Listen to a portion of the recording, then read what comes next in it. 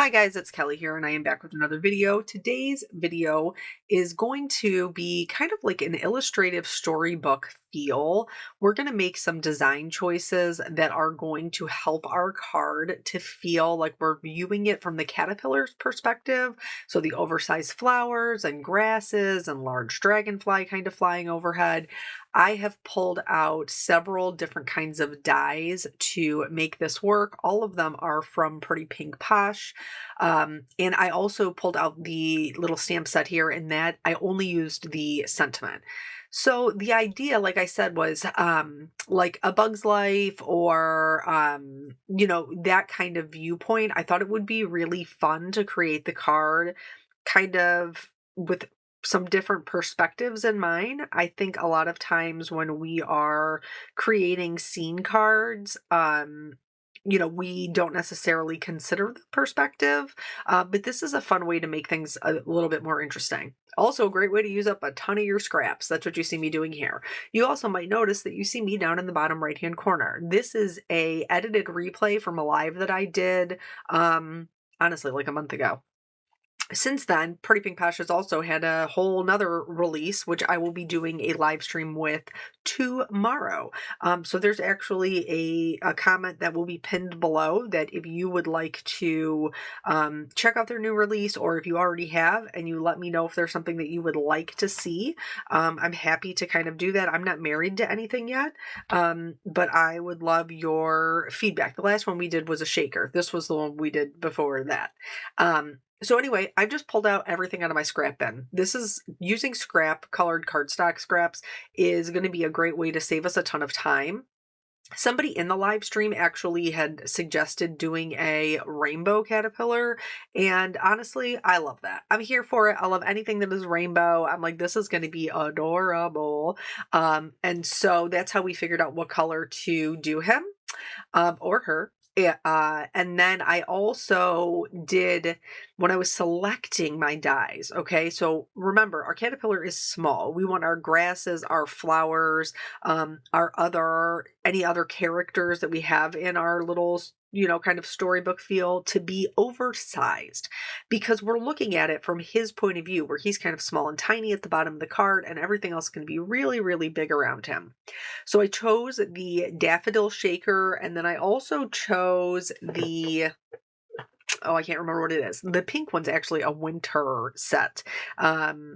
Which you guys know, I like stretching my products. I like getting more out of what I have. So even though it's a winter flower, like, you don't have to be married to that. You can use it for whatever you want. In this case, I used it for like a spring summery feel. And then the bugs have a base layer and a top layer. So the base layer of my caterpillar and the base, well, it doesn't really turn out to be the base, but the other layer of my dragonfly I cut out of gray. And this is going to be the antennas and the legs for my caterpillar, and then the middle body for my dragonfly. I went with really bright colors. I tried to mimic the colors in like for the rainbow caterpillar. If I had already pulled out a yellow for the daffodils, that's the yellow that I used in the caterpillar body. Here you can see me doing double duty because work smarter, not harder, right?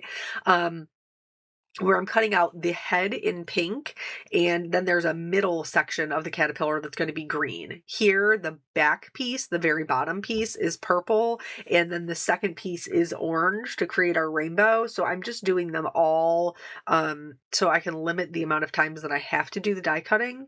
For our scene, I should tell you, we decided to do it as a 5x7 card because this made more sense for our kind of oversized feel. And it allowed us to get all of our elements on there. So if you're struggling with, maybe you've picked too many things, that's a problem I have a lot of the time, a lot.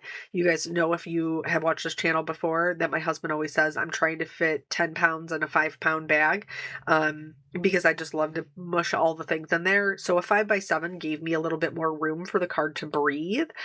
So maybe try that. Here, I am just doing the sky. You can notice that I'm really only ink blending the salvage patina and the salty ocean kind of up towards the top. I'm leaving white breaks. Those are going to help us to create some kind of like soft like clouds. But I know that I'm going to have all of these different layers. So with our illustrative style here, creating our scene, this is creating so much movement and it's creating so much interest. So the darker colors kind of naturally get pushed to the back. So I have a darker green, a mid-tone, and then a light green. I'm also going to bring in a blue green. Now I did the blue green for the flowers and the leaves, but it felt kind of disjointed. So I went back and cut another layer of the grasses so that I can put that in there. And then here I'm trimming off the wings because I really just want that dragonfly body to be gray. Back quickly to the hills. If you can spare it, and I'm cheap, okay, so I don't like to spare it, but if you can spare it to cut them a little bit longer than your card width, I would recommend that you do it. It gives you more wiggle room in your playing around with your assembly, and that'll come into play later on in the video, so stay tuned for that tip. Um, but so here I have cut the base piece out of purple, and then I've glued on my trimmed out body. And then for the extra wings that kind of go on top, I am adhering them a little cattywampus. So I'm adhering them so that they fit next to the body, but they're canted a little bit up. And that's going to give me 2 layers of wings. So that way I have somewhere to add a little bit more dimension. Now I started building my little caterpillar and I realized that I forgot to cut out his face. So Pretty Pink Patch, these are great. And this is true for a lot of her dies. They always have little faces in them, which for this kind of like illustrative scene style works really well for us because it's going to allow us to give our characters expressions. And so here what you see me doing is I realized that I glued down pink antennas, so I'm having to pull them off of the gray so that I can trim them. I will also be doing this for all of the little legs. I'll be trimming them so you'll be able to see the leg part. So she does this, the little faces, you don't have to cut them out of the bodies, like out of the actual heads, but I think that they are so much more engaging when you do that.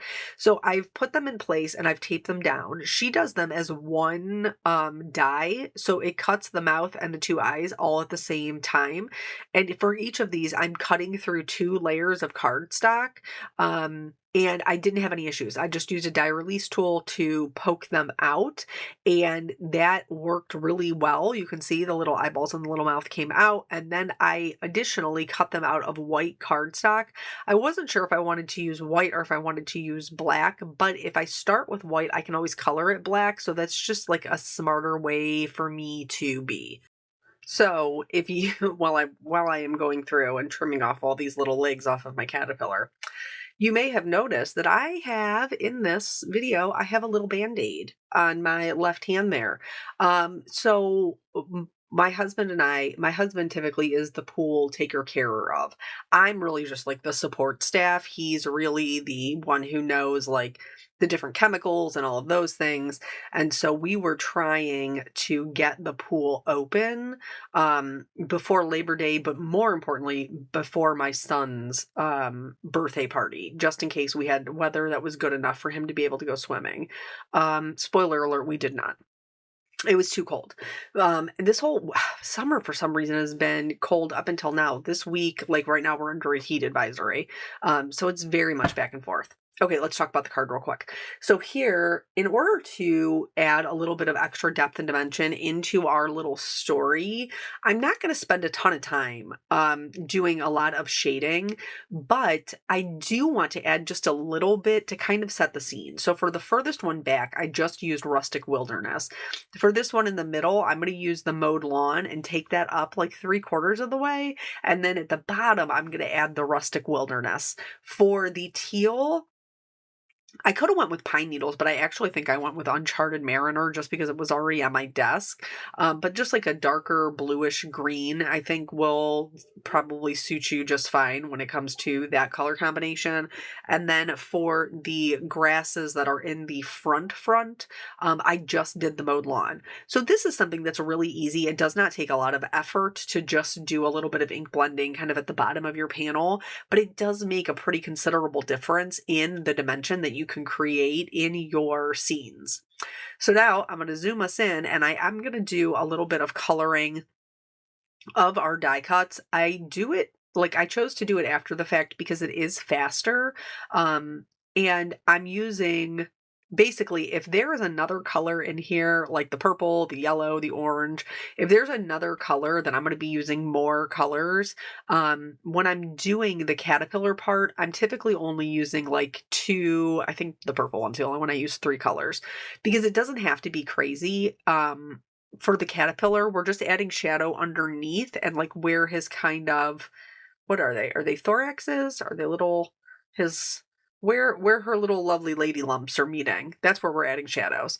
So for like the blue here, like I don't have blue anywhere else, so I've just pulled 2 blues, adding it from the bottom up toward the top, and I'm going to do that for all of them. I'm not going to show you all of the caterpillar body colorings because you've just seen it. I'm going to concentrate more on the things like this, like the daffodil. So anywho, so anyway, my husband typically does the pool things, and we were trying to make sure that we were getting it done. So the other thing he really likes to get done before we start hosting things for the summer is to get the mulch done and out of the way. So we were able to do the mulch in between rains, like back in May. And then we were trying to find a day. We were trying to find a day to do the pool. And so we reached out to his mom. Now that his parents are closer, it's a little easier for them to help us. It wasn't a weekend that we had peanuts, so we just had jelly bean, and she went over there and hung out with grandma for a little bit so that we could get the cover, like the winter cover off the pool, get the little pool float out. And then get everything kind of cleaned off and put away and new chemicals in the pool. And it's always scary as a pool owner, like when you're taking off the winter cover, because you're like, is it going to be green? Is it going to be blue? Is it going to be clear? Is it going to look like a lake? Like, what is our situation? So we were very fortunate that when we took off the cover, it was blue. But this year is the first year we have a pond that is, I don't know, it's like 1 street over from us, and it's a large one. So there's always geese in our neighborhood, and the neighborhood that we live in now is actually the neighborhood that I grew up in. We bought this house in order to be closer to my parents when my grandmother was alive, for us to be able to help with Graham, and then for my parents to be able to help with the kids. So when I was younger, I had ducks in my pool. Like they would come and swim in the water that was on top of the pool in the winter time, and they were consistent. Those ducks also would hatch their little baby ducks by my front door, and they would come back there every year. So to quote my daughter, geese are not friendly. They're not. But anyway, so we would get like geese, ducks. I don't know. I think these are geese. I think that they are geese. I keep saying ducks, but I do think that they are geese. What is the difference? Do I even know? I need to take some wildlife training maybe, because I'm not entirely sure that I do know what the difference is between the two of them. Geese are larger, longer-necked herbivores. They graze on land and are highly territorial. Ducks are smaller, shorter-necked omnivores that dabble or dive in water and generally display colorful plumage. Yes, I just read to you the Google description of a duck and a geese. I'm not, without pictures, I don't know which one I had. I definitely had geese. Looking at the pictures, I definitely had geese. This year in our own pool, we had geese. Let's go back to the card. So here everything's colored up. I'm starting to build everything out together. And so I'm starting everything went down flat except for the top layer. So this is actually a really easy one to put together. So like here, this is what I was talking about with the longer panels, that you can like smush them to the left or to the right based on what works best for your card. If you just cut them a little bit larger. So like here, I have the grasses here, and then I have the other grasses, the light grasses, and look, see how they're identical? This allows me to scooch one over to the left and one over to the right, and then the grasses will not be identical. Alternatively, you could cut one piece of grass and then pull them, like switch them around so that you were using the top, like the positive and the negative to get a different look. So anyway, we got off on this geese duck tangent. But anyway, so this is the first time I've ever had them. So our pool cover smelled terrible. It was so bad, but thankfully it was clear. So we pulled out the winter cover, we laid it in the driveway like we usually do, and then we went about having to clean it. So anytime that you are thinking to yourself, wow, these YouTube people, like these people who make videos for YouTube, they must be so wealthy. They must have such a fancy, luxurious life.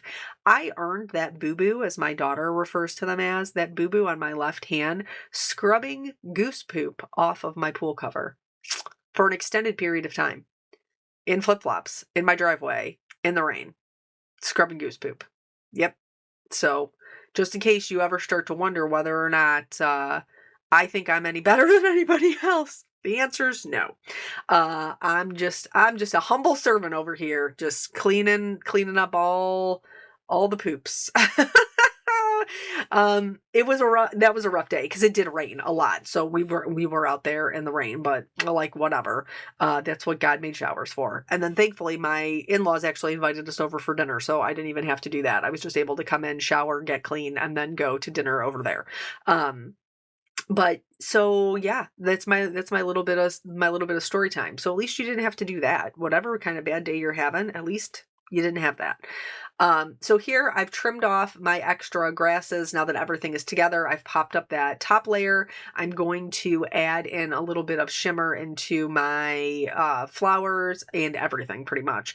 And then here's another way, like for this illustrative kind of style that you can make it a little bit more whimsical, is to get out your white gel pen. I just traced kind of the stitch lines that were already there on the dragonfly. I added some polka dots to my flowers. I added some highlights to the centers of the daffodils. And then I added some glitter, some stardust stickles, because that makes me happy. So it's not just the nice shimmer, but it's also like the more colorful glitter. And then I did add a couple of little shadows underneath his feet just to ground him and really drive that home. I hope that this inspires you to give this a try with your dies. I think it's a fun way to kind of tell a little bit of a story. Thank you guys so much for joining me. I always appreciate your time, and I'll catch you on the next video. Bye.